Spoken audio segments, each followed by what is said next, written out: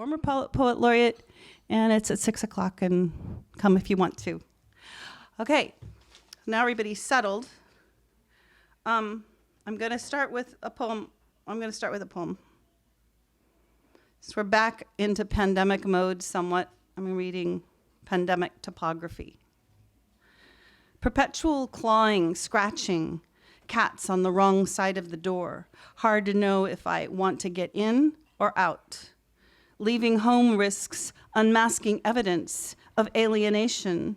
If the sky was a little grayer or bluer, if there were cloud angels or starling murmurations, I might venture out into sibilance and cipher and face the man with a beaten face, his tent city a manifesto to disposability in the crawl space between us. So I close the doors, windows, try to sanitize space like a monk or nun cloistered in a cellular Mobius psyche. The architecture of freedom under a pandemic moon is unvaccinated against isolation. Pre-plague ambitions recuse themselves and recalibrate. So I watch the finch and nuthatch, walk with the plovers, count the wounded, explore the labyrinth of ancestral tunnels, only accessible in dream. Thanks. Okay. And our first open mic reader is, you're going to move it this way a little bit. Cesar Love, who is a friend and fellow writer. So please welcome Cesar. Thank you. Yay. All right. Ooh, nice shirt. Thank you, thank you. Great space. Crowded, but friendly. Hey, all right, so glad to be here. Yesterday was the full moon in Cancer, so we get a polarity with the sun in Capricorn, the moon in Cancer is polarity of like intense masculine energy and feminine energy. So I have two poems to honor both. I'm going to write one of these. The first poem is about the masculine, the second's more about the feminine. So first one, I hear these men. They are over 70, often bearded. It is not their recollections or their wisdom I listen for. It is something in their voice, not their accents or their brogues, although many have them. It is the timbre of their voice and what it completes. The echo of love disconsolate and the echo of love recovered. A walk through the forest charred and the walk through the forest saved. The rumble that knows of wars, that knows of passings, wind that has witnessed presidents burst forth and presidents wither. A chord of the outdoors, the aspiration of the interstates, the humility of crickets, a chord of the indoors, the wit of the parlor, the whisper of the chamber. Instruments bequeathed by every decade. An orchestra at play, somewhere near the tower of time. Okay. And the second poem's called The Poet's Tent. North or south she travels, always with her tent. On chosen ground, she slides its rods into the earth. She places cloth on its frame, a cloth she imagined, something like a Mexican rebozo, something like an Amish quilt, a cloth that exchanges colors, that exchanges lattice work, cloth that vibrates to the heartbeat of deer, cloth that answers the whispers of trees. The poet smooths the floor. She unrolls her carpet. Psychic knots detach from its tendrils. Abandoned theories, dropped desires, jettisoned memories. They pulse on her floor, soon to transform, soon to become feral opals, protean metals, iris, crystals. She prepares the door. Butterflies of every stripe arrive. Okay, thank you so much. So I'll just be reading two pieces. And this one is called Beginnings, just starting off the top of the year with just kind of reminding myself of where I come from and where I'd like to go. Beginnings. 1. I was born in Chicago, on the south side, in Hyde Park, in a now defunct hospital that once held my mother's cracked beauty, to Marilyn K. Myers, Grandpa George and Granny Irma, my mama's parents, great-grannies Clemmy and Viola, great-grandpas Henry and Alex. When I look at my skin, with this brown color and yellow undertone, I see history embedded. I am black and proud. I see Grandpa from the Mississippi Delta. I see Granny from the Arkansas Delta. The Great Migration of Brownsville roaming. 2. It would take centuries of memories to honor all their names, the ones who are still drowning in white marrow, in white blood, white breath. They waded so deep, fathomless, touching the shore of a heaven that only they could dance to. In ring shout and holy escape, they sang.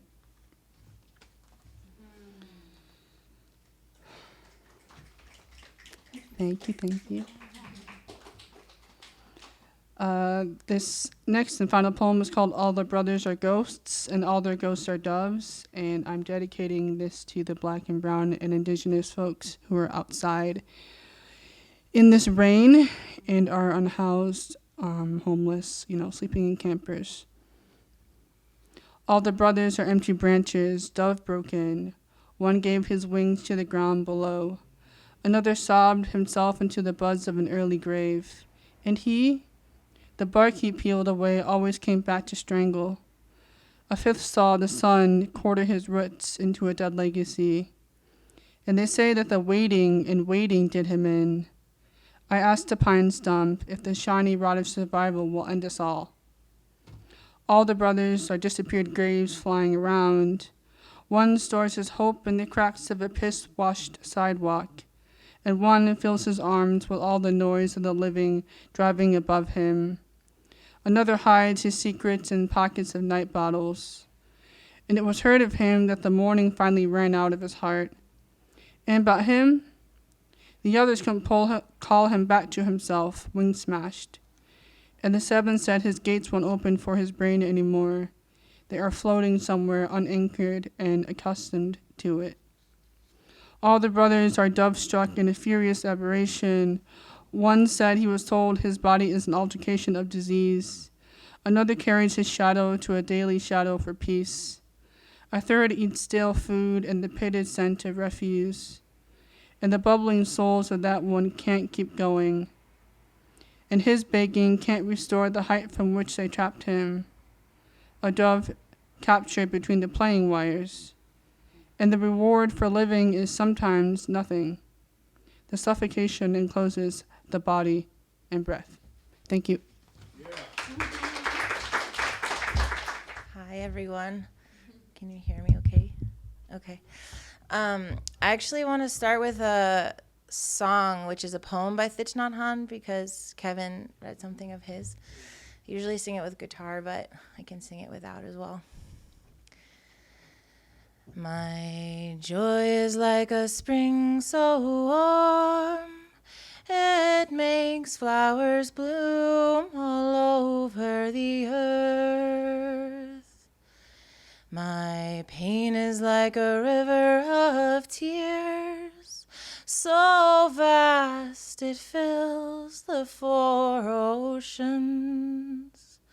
Please call me by my true name, so that I can hear the cries and the laughter, and so that I may know that my joy and pain are one. Please call me by my true name, so that I can wake up and the doors of my heart will be left open.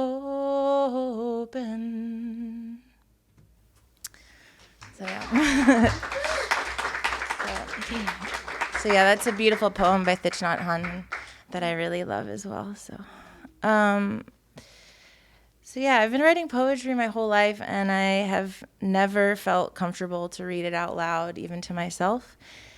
And I've recently decided to work on that. So thank you for this opportunity. It's really challenging, but carving the ancient names of green people in our skin to remember our ancestry as the past is rewritten by the forgotten future we have lost, we mourn. Great and glorious grief of lustful lives lost, walking amongst the beasts, collecting remnants to remember their carcasses of crime. Divided in boxes and held inside, no words to express the worry. We wash our wishes away in this wasteland of wants, times of tearful terror to be told, in our dusty dreams, carefully constructed and darefully destroyed. May my memory remain ferociously functional, fiery, fighting the fright of this fading foundation as we crumble, humbled. I ask while I weep for the guidance to leave my need for knowing, to allow my mind to rest as I swim through the seas of collective possibilities. We will all meet again beyond the confines of our story, when we can see through time and feel the fluidity of the fabric, taste the salty tears that filled our oceans, polluted by our greed. May these brittle bones bear a rough reminder of the structure of my strength, the porousness of my purity, the piecemeal perfection of my pitiful prayers. Let our blood be shed for something bold and beautiful, blessed and bountiful, beyond this bridled burden. That was one.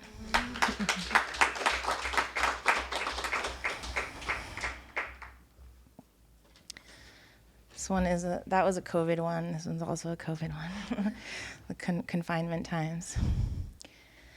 Prosaic pondering, or pathetic poetic prayer for my apocalypse partner.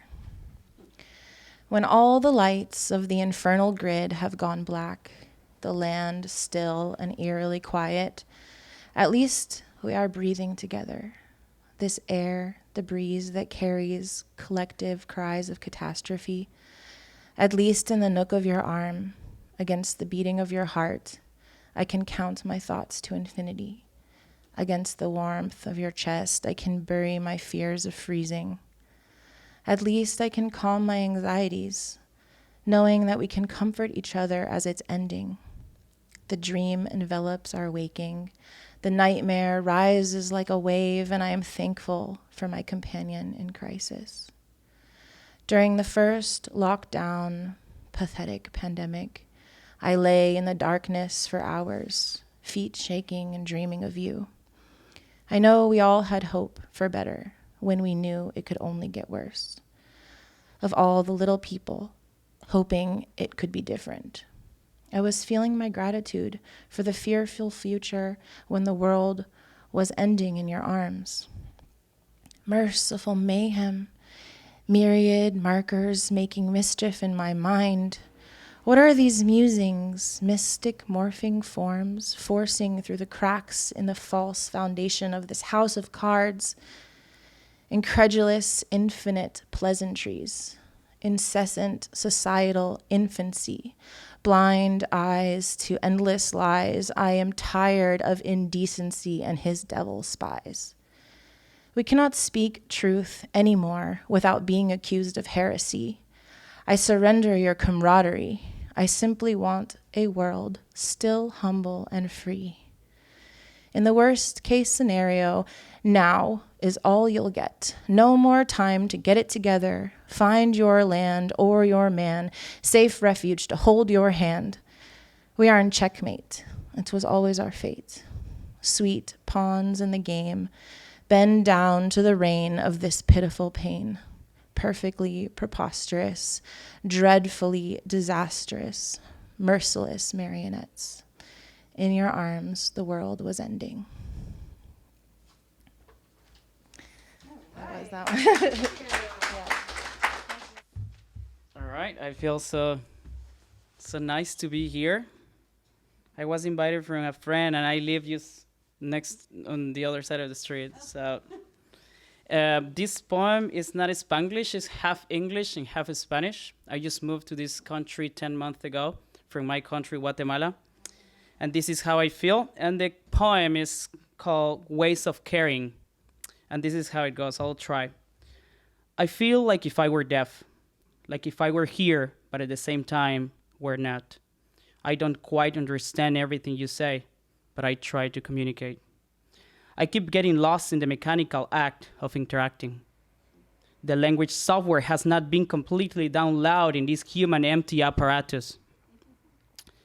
I have learned that what I used to call culturalism is, in fact, a hug of the body we embody in the complexity of being out of our linguistic codes. What I used to call culturalism is a family dinner, telling jokes we all understand in a family joke code. It's a precarious ethos in which we all touch each other. We are becoming one in the act of understanding, but forgetting the act of trusting. Así siento que me pierdo en la orgía sonora del acto comunicativo. Siento que pierdo como receptor y transmisor. Siento que no me lleno y veo cómo las palabras se burlan en mi cara y escapan sin haber besado siquiera mis tímpanos. Puedo utilizar mis juegos lingüísticos y mostrarte a lo que me refiero con el desamor del lenguaje, cuando el verso te deja plantado y la página te ve como un idiota. Ahora sé a lo que se refería el filósofo alemán cuando dijo que el lenguaje es la casa del ser, or what is the same but in a different code, language is the house of being. Thank you. All right. So this is called Mission Sketch. Forgotten, unintentionally left behind, serpentine, somebody loved you. Memories hidden in the seams remain well-behaved for now, draped on a parking meter, lost and found, waiting. Tall, long legs round the corner, exclaiming, "There you are."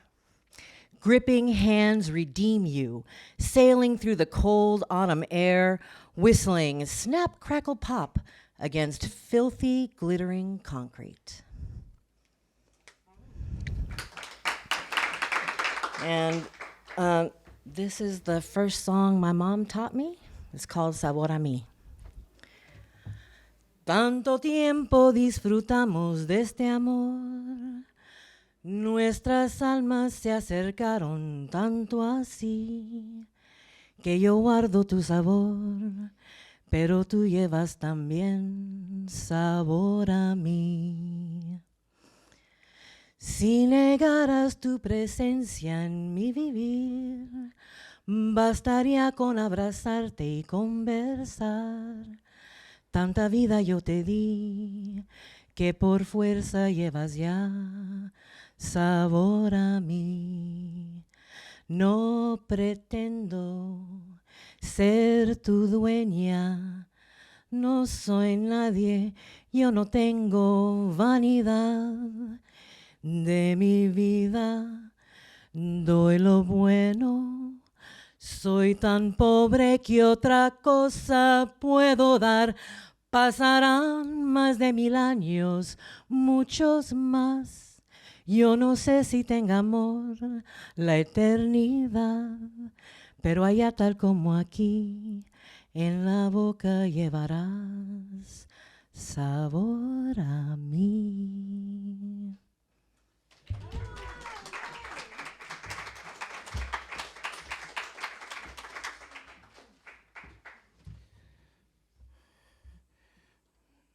Hi, thanks for having me here.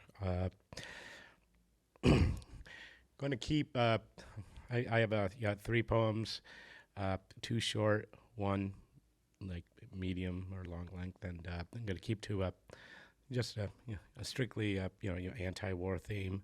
The first one being about the current incursion in Ukraine, and the second one about the seemingly or almost always forgotten war in the Middle East, and last but not least for my good friend and fallen comrade who also like Kimi and Tango was once the poet laureate.